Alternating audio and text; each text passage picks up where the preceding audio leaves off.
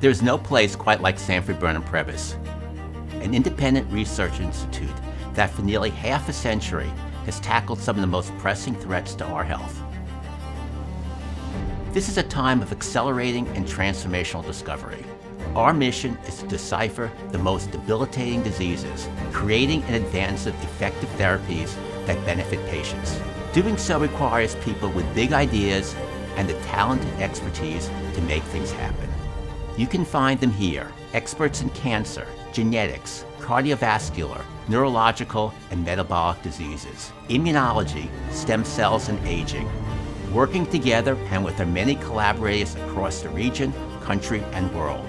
We also recruit and train researchers in our graduate school and postdoctoral programs. New generations of great thinkers and doers. This is a new golden age of medicine.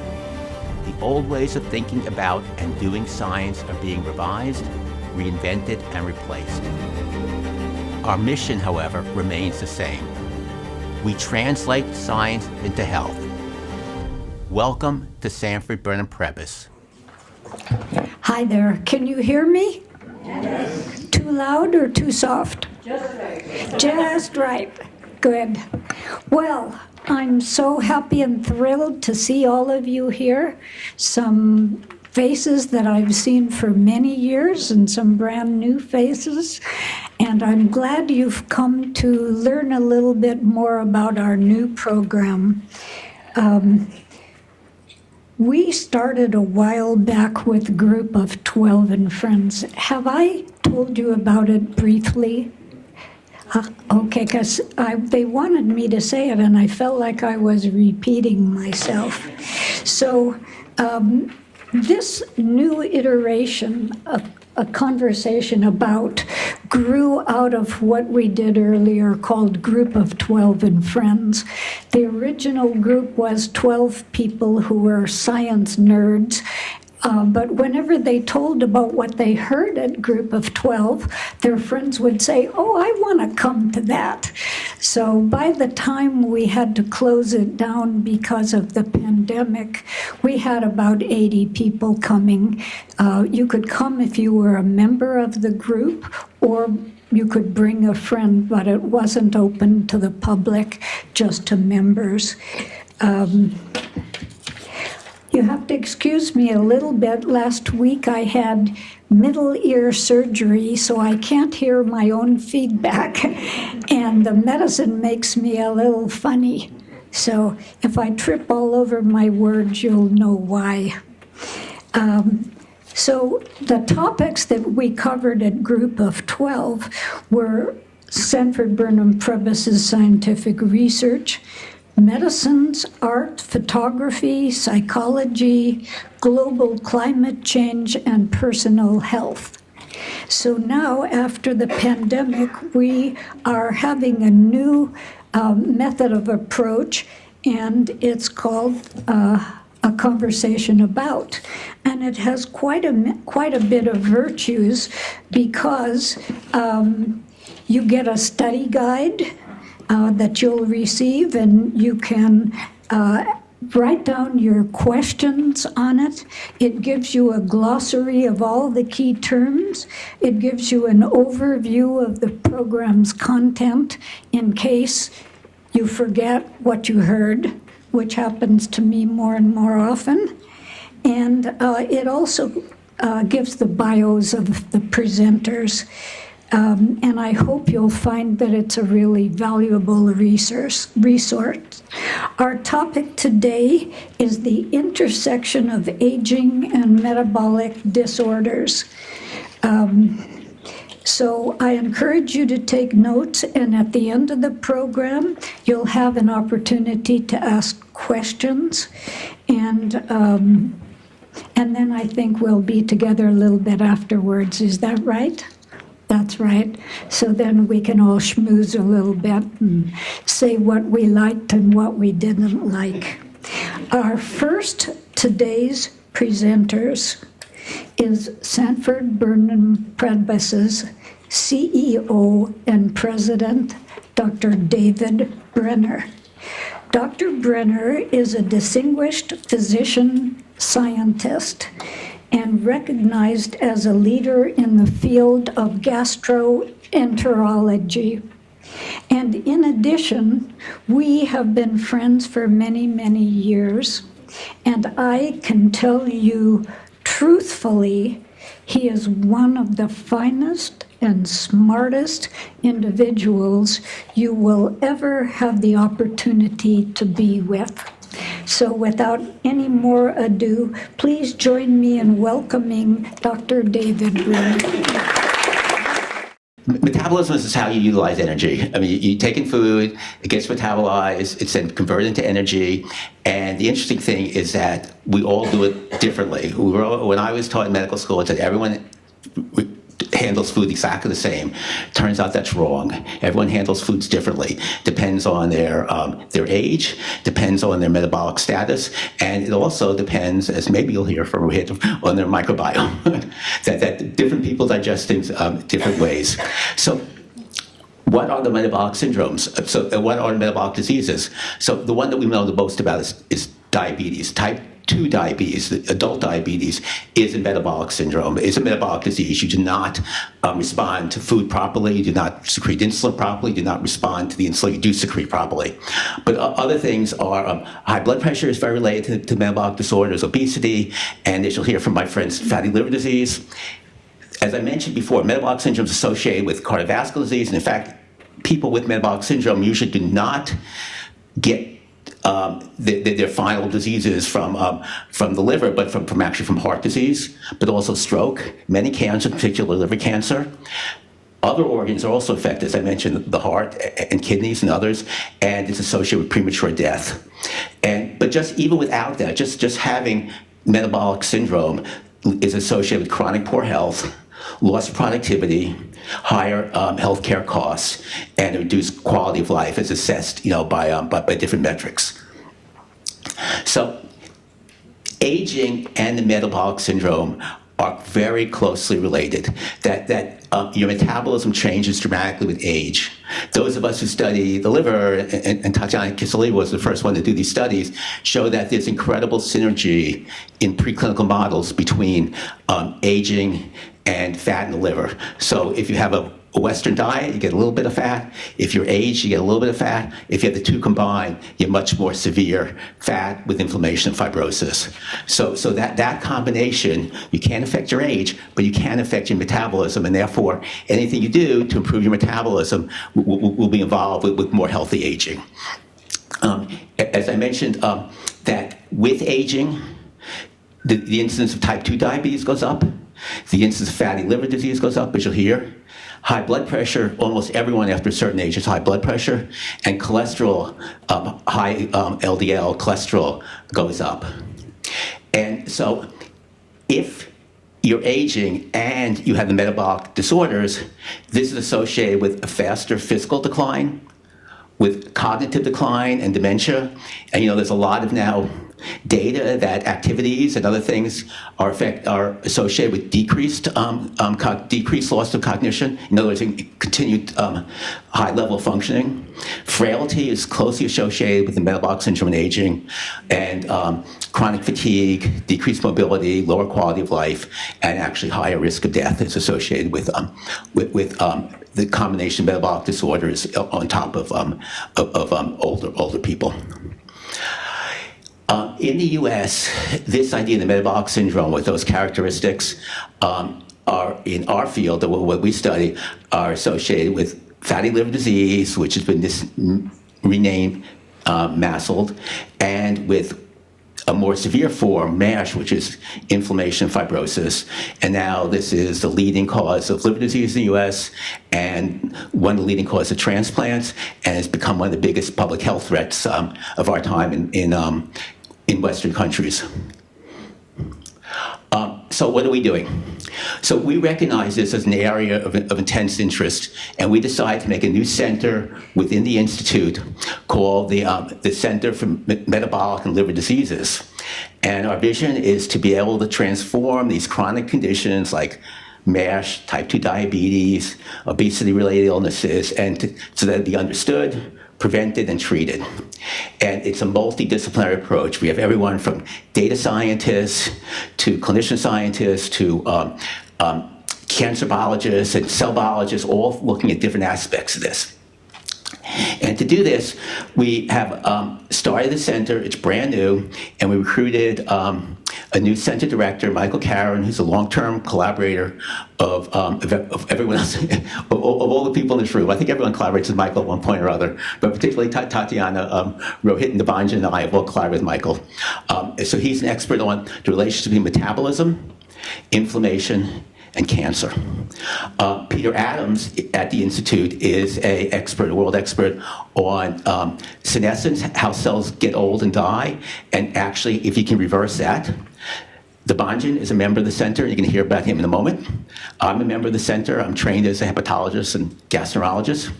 Randy Kaufman is a longtime member of the Institute and is a world expert on cellular stress. Hud Freeze, many of you know, is a studies other types of metabolic disease which are related and that are sometimes a rare inborn errors of metabolism and sometimes are more common diseases that affect us all. And Andre Osterman, studies the microbiome. And many people feel, although the jury's still out, I think, right? Yes, that the microbiome has an incredible effect on your metabolism and on healthy aging. And so no matter what you eat might be metabolized differently if you have a different microbiome. So all these people from very, very different backgrounds have all gotten together into a center to try to understand the metabolic syndrome, metabolism, and how that's related to aging. And we're very happy to have two experts today to talk to us. Debanjan Dhar actually is an alumnus of Michael Karen's lab and my lab, and he has studied the preclinical models of Western diet, of liver disease, and of cancer. And now he's an associate professor at the Institute. And Rohit Lumba is a longtime friend and colleague of mine. He is the chief of gastroenterology and hepatology at UC San Diego. And he is the world's expert in how you do clinical and translational research in fatty liver disease. And according to US News and World Report, he runs the #1 program in liver and digestive diseases in the world. So congratulations. So I'm going to start by asking Debanjan, and then as soon as Debanjan's done, Rohit will take over. I will start by giving you a brief overview of what are the hallmarks of aging as a holistic understanding. Now, we divide it into three primary categories. The primary, these are the ones such as genomic instability, the losing the telomere at the end of the chromosomes, epigenetic alterations, loss of proteostasis means how proteins in the cell gets degraded all goes wrong with age. And this primary cause leads to an antagonistic response. Mostly these are the cells respond to the primary cause, but over time, these becomes one of the worst causes of driving the aging phenotype. And the integrative aspects, such as loss of stem cells within different organs, inflammation, gut microbiome, dysbiosis, these are all driving the aging phenotype. Now, there is a new term called metabolic aging. It's basically the progressive decline in metabolic functions and energy homeostasis. Right, as David was alluding to, with age, we have a natural cause of metabolic rate decline, and this leads to body compositions change, such as increase in fat mass, particularly within the abdominal areas, and loss of muscle mass. And that is somewhat driven by hormonal imbalances that is part of normal aging as well. Now, this drives a lot of metabolic disease, such as diabetes, insulin resistance, dyslipidemia, hypertension, liver, kidney, and heart disease. Now, metabolic disorders can drive lots of cellular changes, Now, this is not an exhaustive list, but chronic inflammation, oxidative stress, mitochondrial dysfunction, and senescence are driven by all these metabolic disease over time. Now, if someone has a poor lifestyle and the genetics is not in favor of that person, that can induce the metabolic disease prematurely, and that can lead back to the aging as well. Now, so far, according to the reports, and Rohit can explain more, there has been 8 human trials exploring anti-aging medicines. And you can see that most of them, such as metformin, the NAD plus sirtuins, GLP-1 agonist, rapamycin, and several of these are targeted to metabolism. Now, what we believe is that optimizing an individual's metabolic fitness is a promising strategy to extend human health span as well as healthy aging. I will try to give a brief snapshot of current exciting work in my lab that in future hopefully gets translated in clinic to benefit the patients. So here, as I mentioned, the proteostasis, the altered pathways of protein degradation, that is a pathway we are interested in. And a particular molecule called ubiquitin D, it targets a protein for degradation. And what we found from our research is that this particular protein is increased in metabolic liver disease, such as MASLD, that David mentioned. And we also found that it is also increased in aged liver. I am referring to liver in particular because that's our organ of choice. But we wanted to model this in our preclinical mouse model. So we have a normal healthy mouse. We put them on a high-calorie diet rich in calories and cholesterol. And they develop metabolic syndrome and liver disease within a short period of time, say 4 to 8 weeks.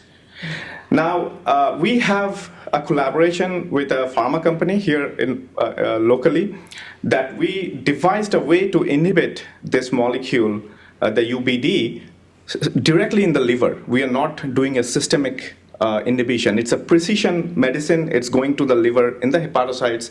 It's inhibiting that particular pathway. But they are continuing on a high-calorie diet. And we have a normal way of reverting the disease. And one good thing about metabolic diseases, most of them are preventable, and at right time, they are reversible. So that's a good thing. Now, when we switch these mice to a healthy diet, so that's a kind of lifestyle modification that a physician will advise you to go through. And so this is a control. And what we found that with both of them, there is a reversal of liver disease, there is decrease in liver inflammation, improved liver function, the metabolism improved, and overall the mouse health improved.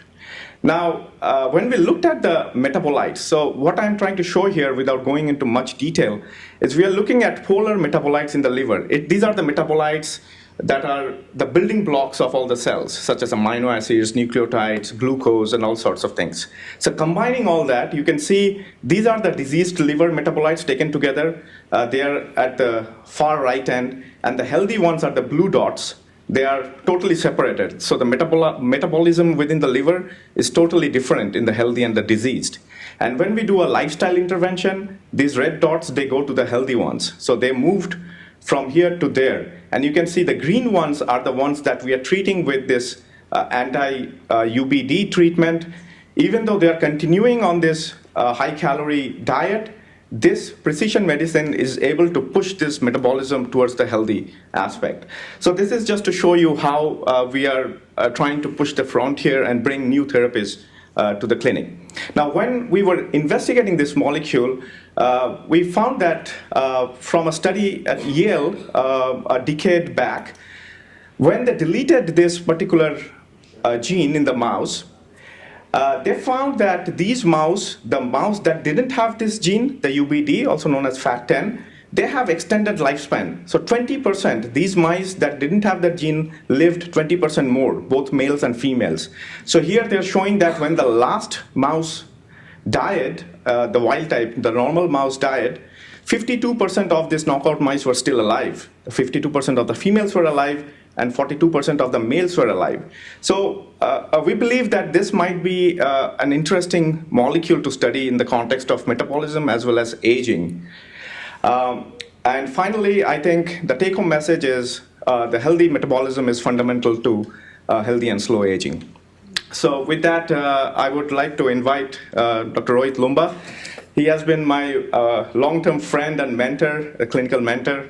And as David mentioned, he's a professor of medicine and leads the world's finest liver center. Thank you.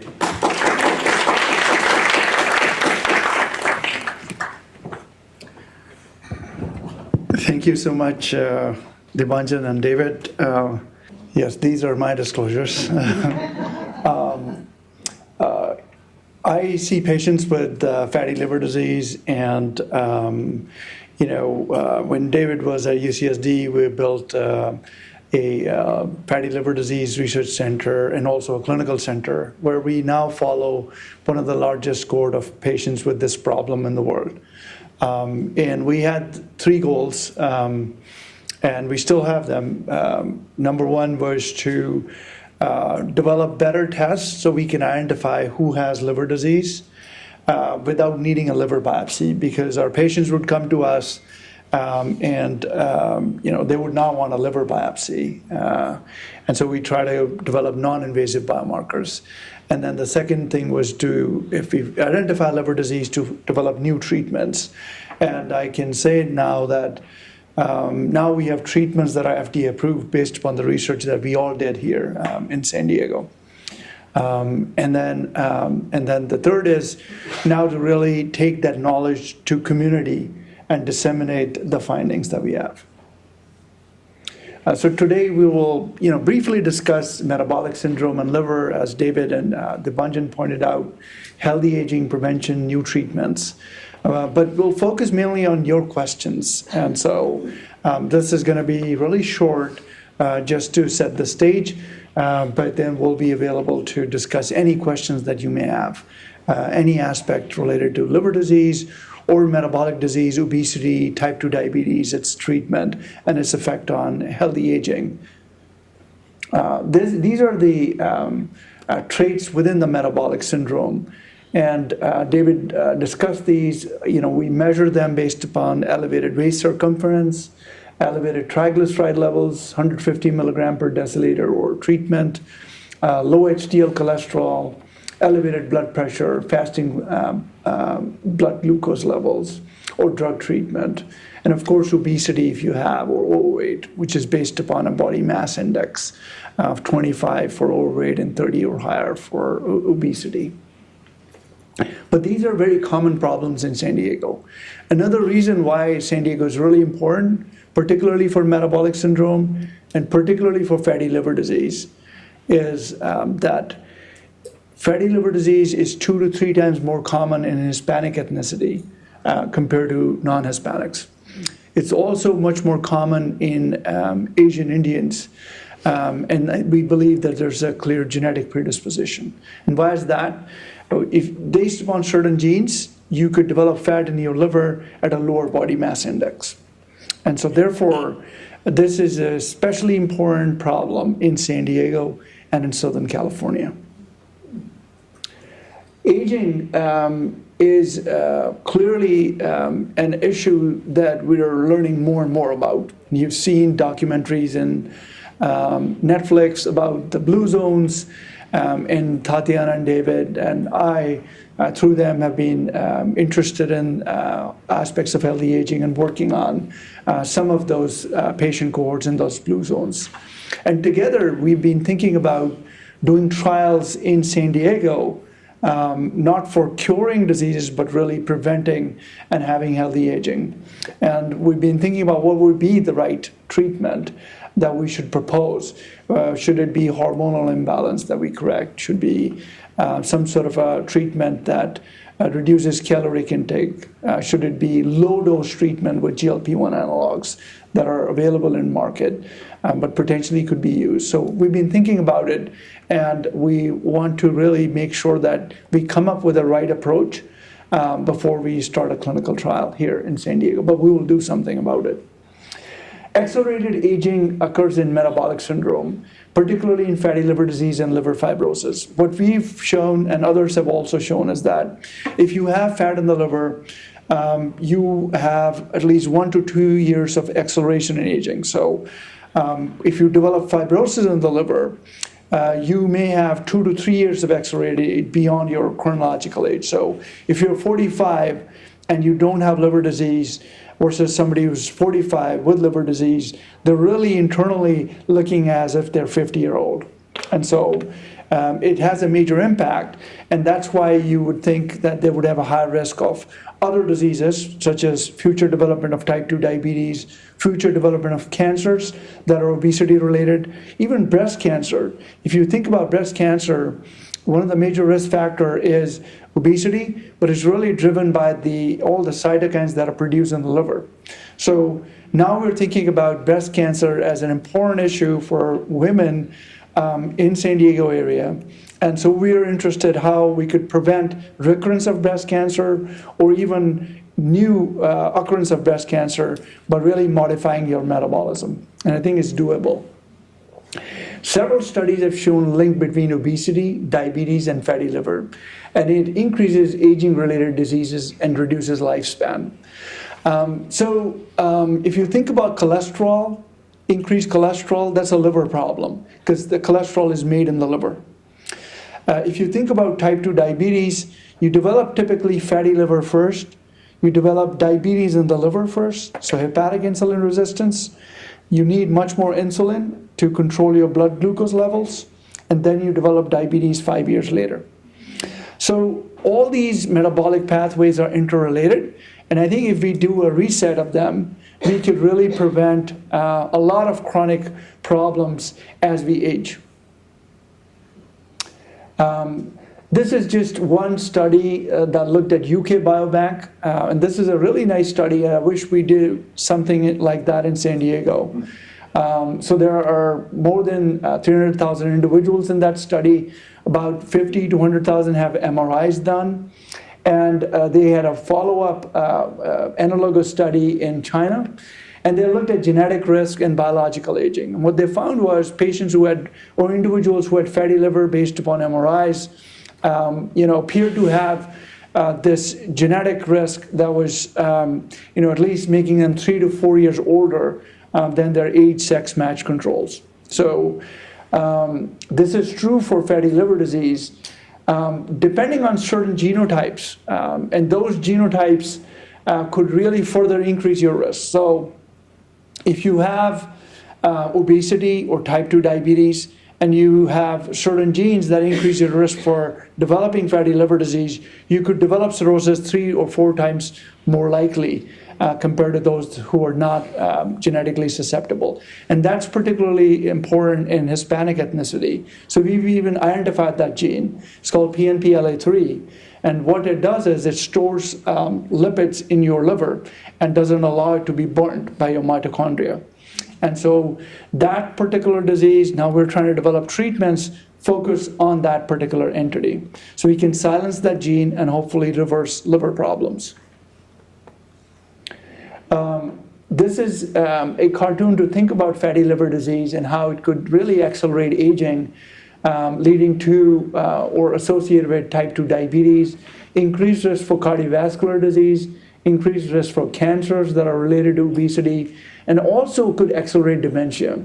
So if we treated or reset our metabolism, particularly at the level of the liver, we could really reset future development of diabetes, cardiovascular disease, cancer, dementia. And these are really the main problems that we see that prevent people in getting to age of 100 healthy. And that's really our goal together as a group, as how could we age to a age of 100 years without actually having any of these comorbidities. And actually the thing is, many people in this room have a full potential to reach 100 or beyond. And it's really possible now. It wasn't earlier. And how we can support each other to achieve that goal would be really something that we would love to do, both from a basic science viewpoint, but also from a clinical viewpoint.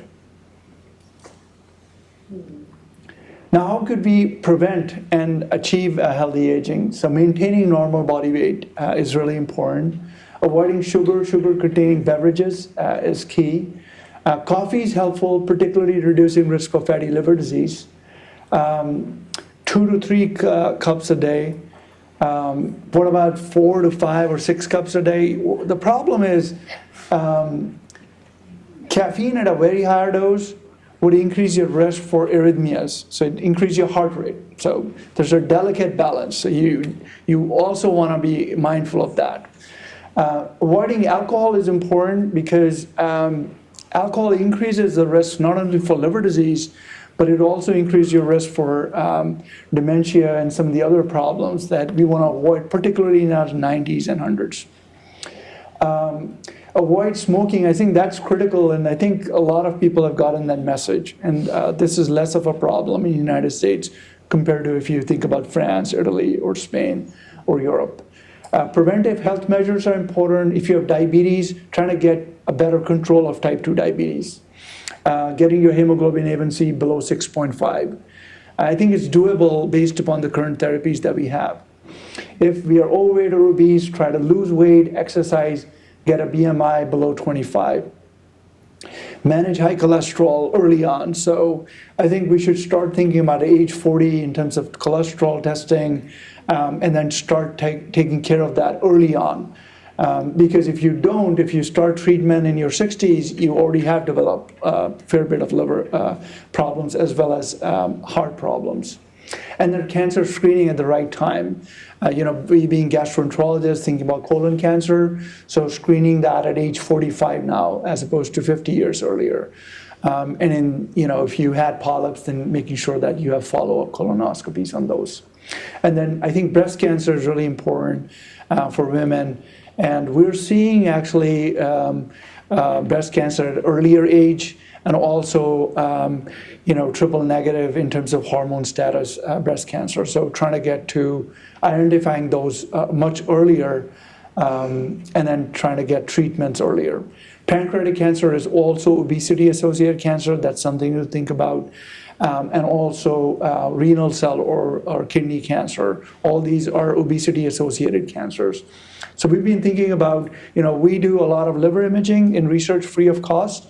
So I've been thinking about how we do a study where you can get a whole body MRI free of cost in research, and then try to assess for all these cancers at one point. I think it's totally doable, and it shouldn't cost people $20,000 to go to all these, imaging places. And many times you go and get your imaging done, it's not high quality, and comes back to me from Pronovo and other companies, and those sequences don't give you that much information. So I think we can achieve that by designing those studies that really help our patients here in San Diego. GLP-1 analogs, and we've done many studies with semaglutide and tirzepatide in the last 6 to 7 years. We have a recent paper that's coming out on semaglutide for reversal of fatty liver disease. And we published a paper on tirzepatide, how it can reverse fibrosis in the liver.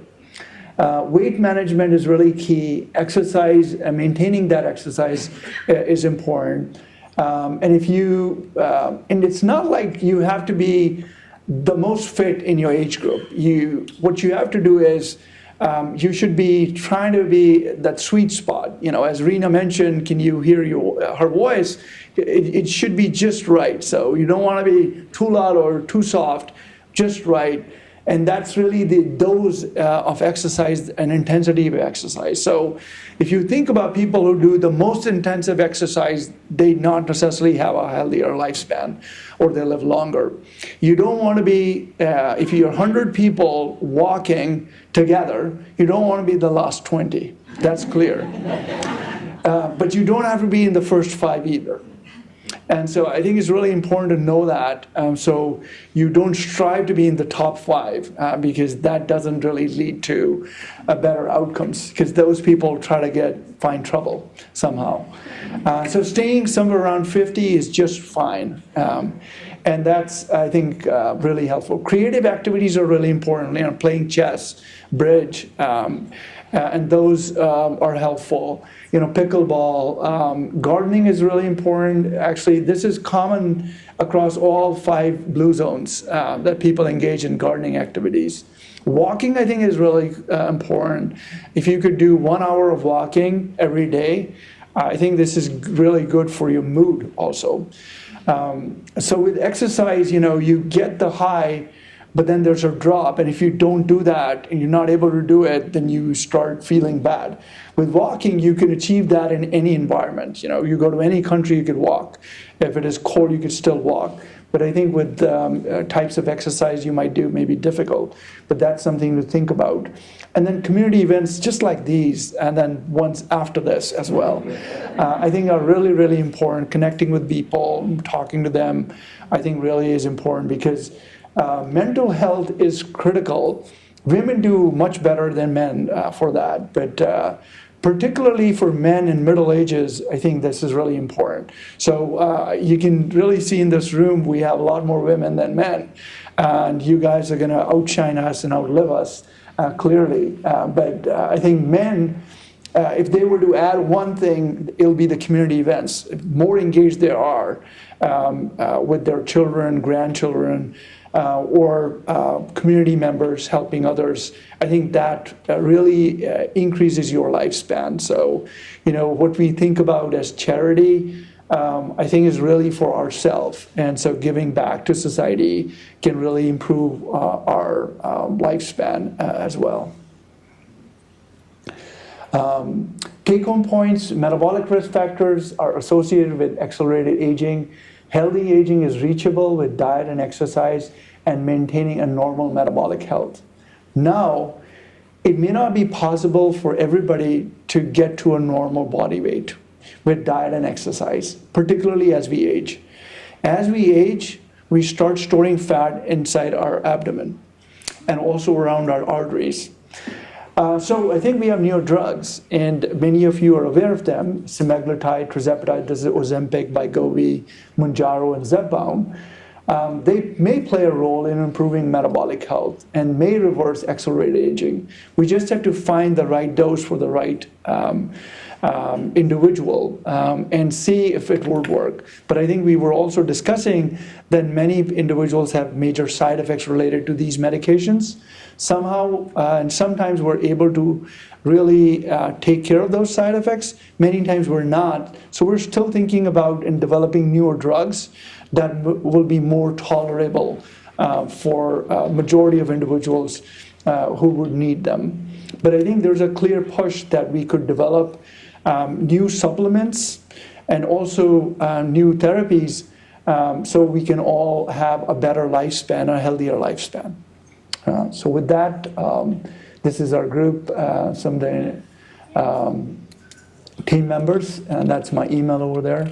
And happy to take any questions.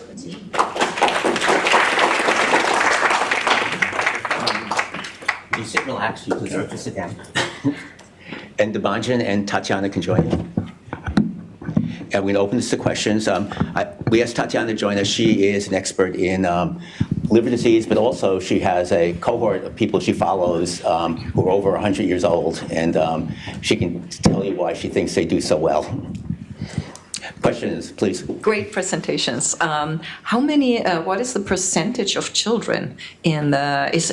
I guess there are some children in fatty liver disease as well. Yeah, in San Diego, about 10% of children have fatty liver disease. But what about for Hispanic Americans? In particularly Mexican American heritage, the risk is much higher, particularly in boys, and the risk can go up to 25%. Thank you. Go ahead, back there. Maybe. Okay. Sorry. She'll do whatever she wants. I won't do anything more. Please, go ahead. Me next. So what do you see at the future of these GLP-1 drugs? Do you see, we've talked a little before about this, but do you see new drugs in the future that have fewer side effects, that are better? Do you think there's going to be long-term side effects from these that we're taking now in people as they take them 10, 15, 20 years? What's your prediction on this? Yeah, I think this is a really growth area, and we're trying to see what are the mechanistic bases of these side effects. You know, there are some patients who develop diarrhea on Wegovy, some patients develop constipation. And it could be related to bile acids, it could be related to changes in their gut microbiome or their gut transit. And if we identify the cause, or there might be genetic predisposition, that because of your genetic predisposition, you're going to likely develop these side effects. We know that's true for statins. You know, some patients develop muscle pain because of a statin, and that's, you know, genetically associated. So I think we could identify the mechanistic basis for constipation, mechanistic basis for diarrhea or bloating. Main problem, if you think about GLP-1 analogs, is patients would develop basically a stasis in the sense that you're not, so if you eat food, within 90 minutes, the food is emptied by your stomach. So when you have diabetes, it may take 120 minutes, 150 minutes to get food down from the stomach to the intestine.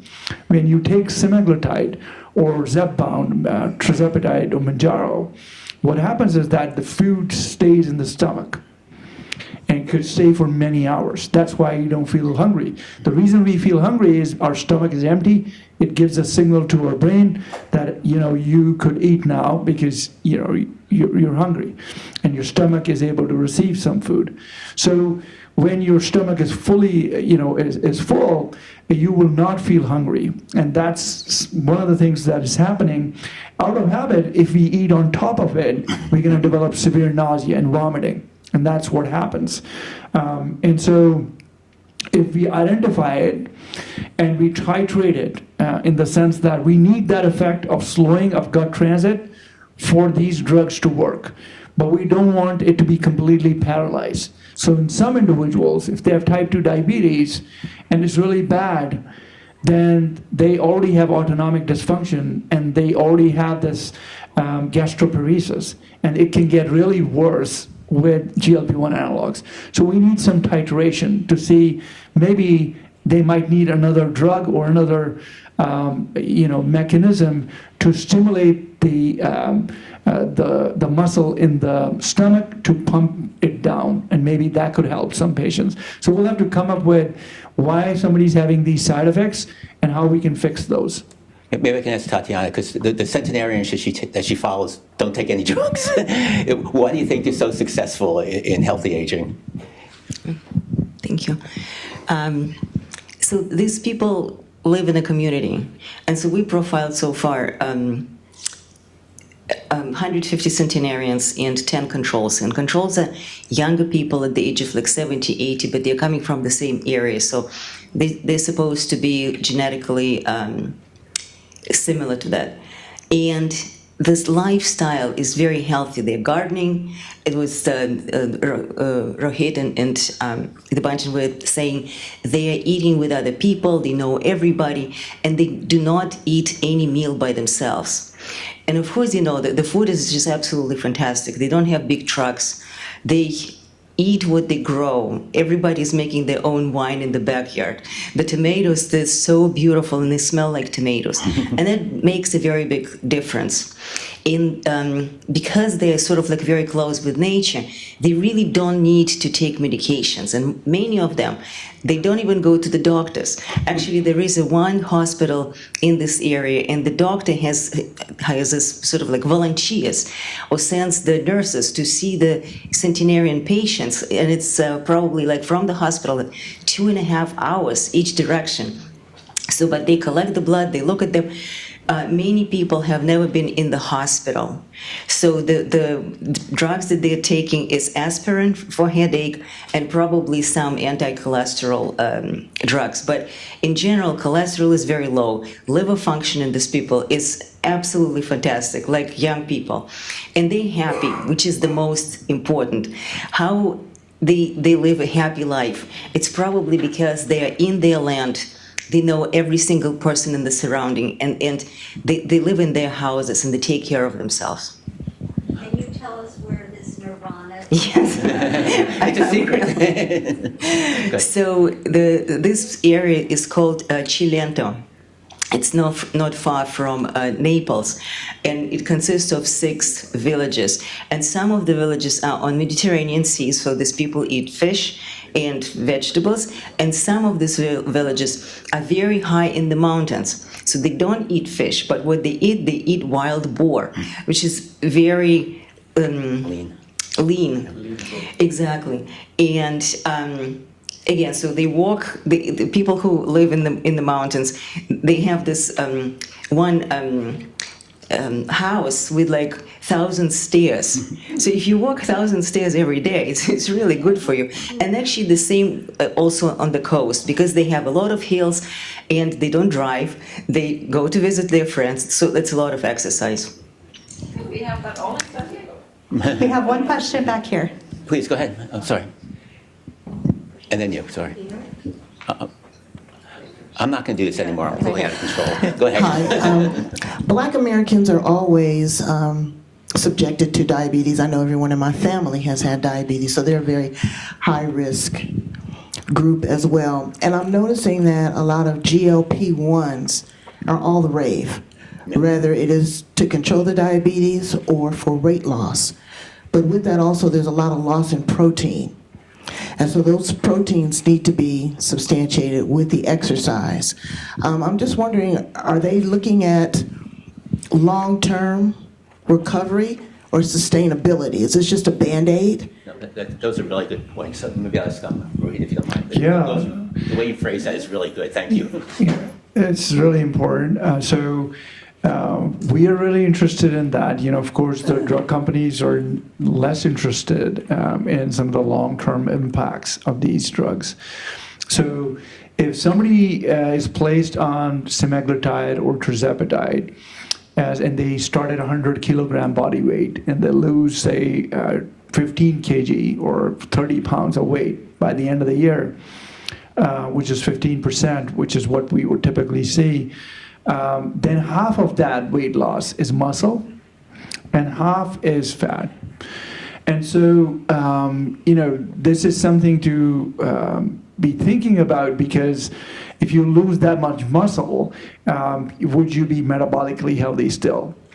The issue is, if you stop treatment, you will gain weight in the next 6 months, and that you may not gain back the 7.5 kilograms of muscle that you lost. And so that's the problem with this. So how can we prevent muscle loss is by resistance training. So if people are on semaglutide or Zepbound or Mounjaro, then having some sort of body weights or some sort of exercise regimen is important for building muscle, or at least not losing muscle, and also increasing your protein intake. But the problem is you just don't feel like eating on those drugs. So it's not easy to increase your protein intake. So what we tell our patients to do is, you take the protein part of your meal first, because you're going to get full earlier. And so if you're having eggs and toast, then you don't eat the toast first. You get the eggs in first and then the toast. And so there are tricks that could help you. This morning I was at Starbucks getting my coffee, and I noticed now Starbucks has protein shakes, which is new. So I think people are, and it's not just fluke that they came up with this. I think this is all because of this need that 10 million or 20 million Americans are on GLP-1 analogs or more. And they need to get their protein in, and so they're getting it from Starbucks now. But I think we really need to think about, try to get 80 grams of proteins because of that loss of muscle that people are experiencing. 80 grams daily? Typically, you want to do, depending on your body weight, if you are 100 kilograms, then that's something that you would want to have. It's not easy to get, but that's something to aim for a 100 kilogram man. So while someone is setting up, Debanjan or anyone else, there was an epidemiological article this week that said diet sodas were as bad as sugared sodas for the metabolic syndrome. Do you have any thoughts on that? Yeah, I mean, the rhetoric in the advertisement is that 0-calorie diet soda is better than the normal soda. That's not the case, a recent study showed. So we need to stay away from all the artificial sweeteners, be it 0-calorie or any calorie. Yeah, and they were comparing that to water. So water did the best, but diet sodas and sugared sodas did just as badly as far as the metabolic syndrome. And at least the speculation, because that's the answer to every question, is that it changed your microbiome. Okay, I'll throw it open. Please, go ahead. I think we should study Quick that question. too. Oh, Yeah. I'm sorry. Oh, sorry. Go ahead. A couple of years ago, I went to a lecture by Dr. Paul Mills, who I'm sure you know, and he talked about the relationship between glyphosate and the correlation with fatty liver disease. So I think that has implications for what we eat, and I wonder if you agree with that and if you'd like to comment on that. And also, it would really be nice to have a slide or handout sometime on what your recommendations for a healthy diet. Yeah, that paper Paul wrote with me, and so we gave Paul and his team urine samples from our patients, and his main idea was that toxins that we are exposed to could lead to glyphosate in blood and urine, and could that be associated with liver disease? So there's clear data on kidney disease and kidney fibrosis, particularly in farm workers. And this is true for all over the world, actually. These reports of, farm workers developing, major kidney problems. We think it's true for liver disease also, but we just didn't have resources to study that. We could definitely study them in El Centro and really see that the risk is higher. And that's probably related to pesticides and insecticides. There's some old studies, from not the studies are new, but from old factories where they have Debanjan and we're calling MASH. They call it TASH for toxin-associated steatohepatitis, and it's been associated with industrial toxins like vinyl chloride. So I think there really is something to this, and at least in preclinical models, there's synergies. In other words, a little bit of toxin plus a Western diet, you get much worse results with liver disease. So I think that's really important. Thank you. Good. My question was for you, Tatiana. Can we pass this down? Okay. I can project, but okay. So these centenarians, do they smoke? Do they drink red wine? Do they have some kind of metabolic syndrome? Have you tested all the things that lead to bad health? And what percentage of the people in that area are centenarians? Great question. So in this particular area, there's 6 villages, and 6 villages have approximately 600 to 700 centenarians. So the concentration of centenarians in this particular area is very, very high. I don't know if they smoke. Maybe not now, but I cannot exclude that, there was a time that everybody was smoking, so I can imagine that. Regarding the wine, so we went to visit one centenarian, a woman, Nicolina. She was 102, and she said that, she makes her own wine and she drinks at least 2 glasses of wine a day, and she said that it can be red, it can be white. She also eats a lot of honey. And then, actually, she's more on the vegetarian side. So it's some kind of, vegetables, cooked vegetables. And not every centenarian is lean. So some of them are actually a little bit of overweight. They have a low incidence of cancer, but they have cardiovascular diseases, but less than in general population.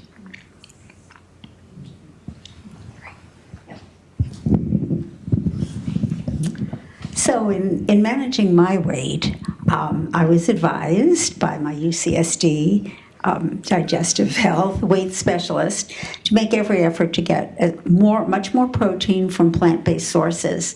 And so I've accommodated my diet by doing that, but I can't do it completely, as I'm sure you know, because then that would put the calories so high to get adequate protein. But I have really modified and added so much. In fact, the inside of my pantry doors have all of the protein per different plant-based source in there. And I've made some really healthy adaptations. And I'm wondering if you can comment about an appropriate balance for protein from plant-based sources. Yeah. I think there's a clear push in potential advantage of plant-based protein. But to me, in terms of the hierarchy, I would say processed food is bad of whatever kind. And so I think if we can go to whole foods, whether it is plant-based or animal, it would be better. So I think organic food would be important. So if we were to have, say, chicken or turkey or fish, I think organic sources of protein would be really, really important. And I do believe in that. And completely avoiding processed food, because that's really toxic. Because the first thing that's going to get us is cardiovascular disease. And that's really linked to trans fats and processed food. So if we can avoid that. Second is cancer, which is also predominantly linked to processed food, and potentially sugars and developing diabetes. So I agree. If we can go plant-based, I think it's great. But I think if we were to pick one, I would say completely avoid processed food of any kind. Maybe Tatiana wants to comment on the Mediterranean diet triangle. So we had a meeting this year in May, and so we were invited to have one dinner in the Museum of Mediterranean Diet.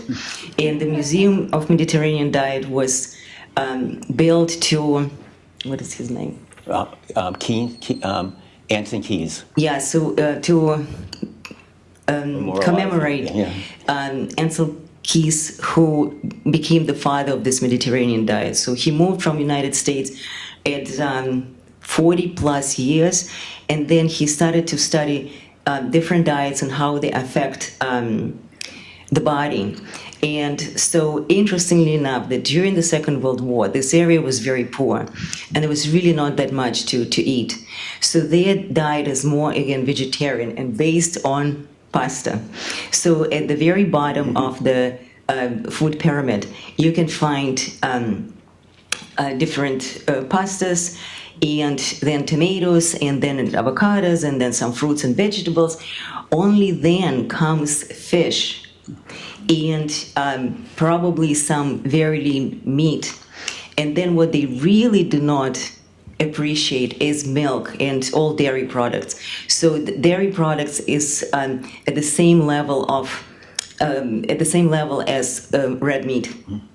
So that was a sort of like probably adaptation of their community to the economical situation that they had to survive, but that works for them. Yeah. But there also are clinical trials have shown that the Mediterranean diet outperforms the low-fat diet. Totally. I think if we were to pick one diet, I think Mediterranean would be the easiest one.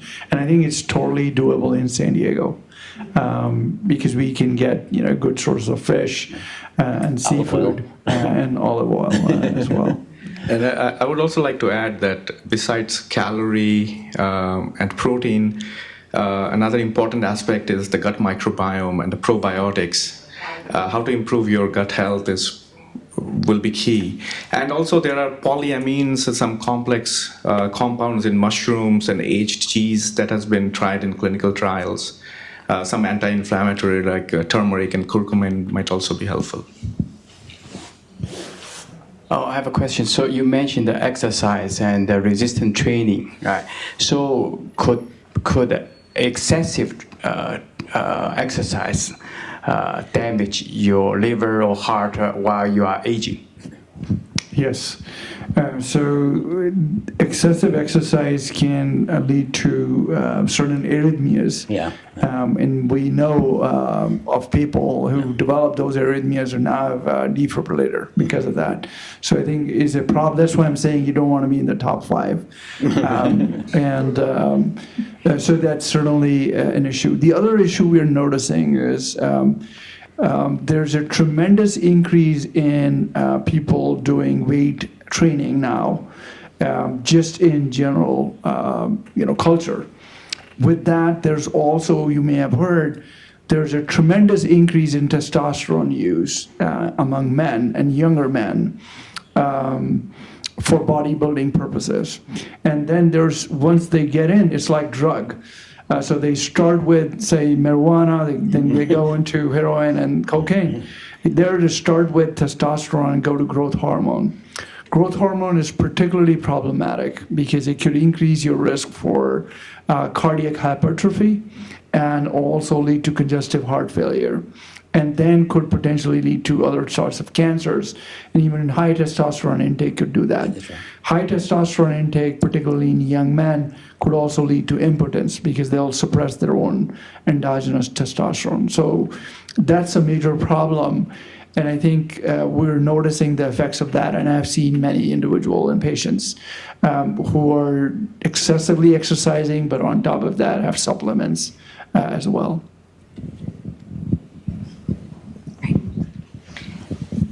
I like Dr. Dhar's study, and I was surprised to see that the lifestyle mice were as successful as the genetic, whatever this modification, Yeah. silencing in that. But I wanted to ask you, what is the next step for the study? And yes, it probably will be only recommended in really severe fatty liver disease people and not for everybody, but hopefully. Definitely great question. We would like to translate our findings into humans, and I've been discussing with Rohit a couple of weeks back how to move forward with this. And in clinical trials, many of the trials that Rohit does, it combines lifestyle modification with drug treatment most of the time. So as you see, that lifestyle modification by itself has a lot of impact. But human genetics is very complex. It's not consistent as we work on mouse. It's a very simplistic model. But we would like to test this in human, and we would like to move this.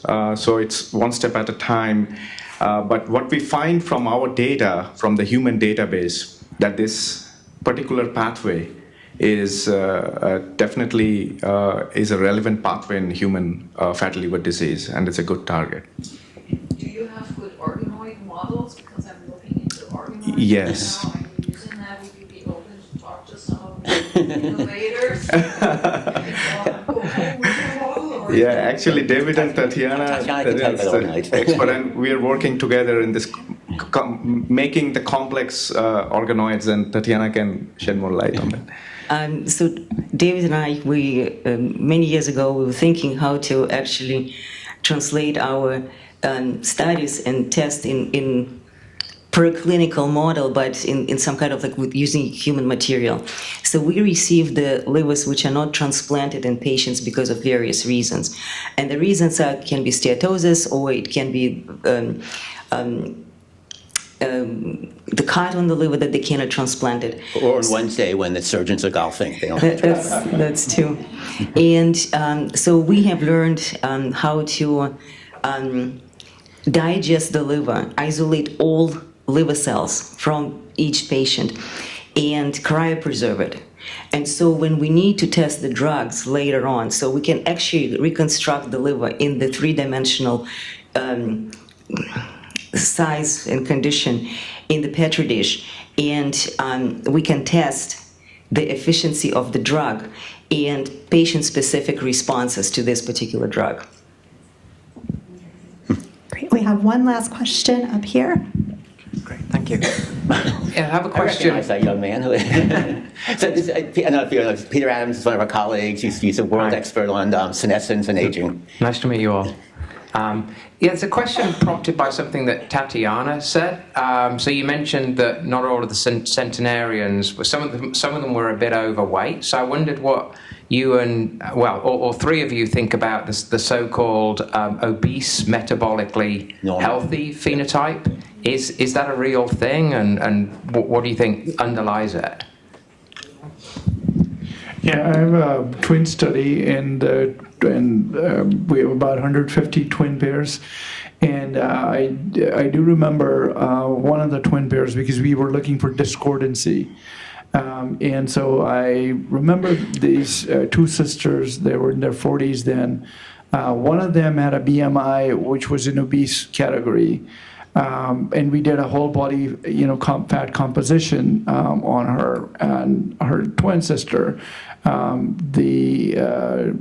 So one sister had BMI that was 32, the other one had a BMI of 28, but the one with the BMI of 32 really didn't have much visceral fat, and she appeared metabolically healthy. And so we do see that, but it's rare. Yeah. So, I see a lot of people with, and I have another study which is called San Diego Liver Study, where anybody who's overweight and obese can come in. And we have 800 individuals in that study. And I would say among all obese, we have maybe 5% who are metabolically healthy, all 95%. So it's rare, 1 in 20. Yeah. And also among particularly in Asian populations, there's people who are normal weight but metabolically abnormal with insulin resistance. So that's another category that's fairly rare. But I was going to say studied by our. Oh, sorry, I didn't mean to steal your thunder. But I think it's really important to study them, the 5%. And so I think that's something we could do if you're interested as to how these 5%, despite having a higher body mass index, maintain this fitness. Do you think the new measurement of waist circumference instead of BMI might show something more interesting? It might actually, I think, but I think just doing the whole body scan is probably the best to really identify people who are completely metabolically healthy. Yeah. We have to stop here, and we thank you for your attention, and I want to thank the speakers. Thank you.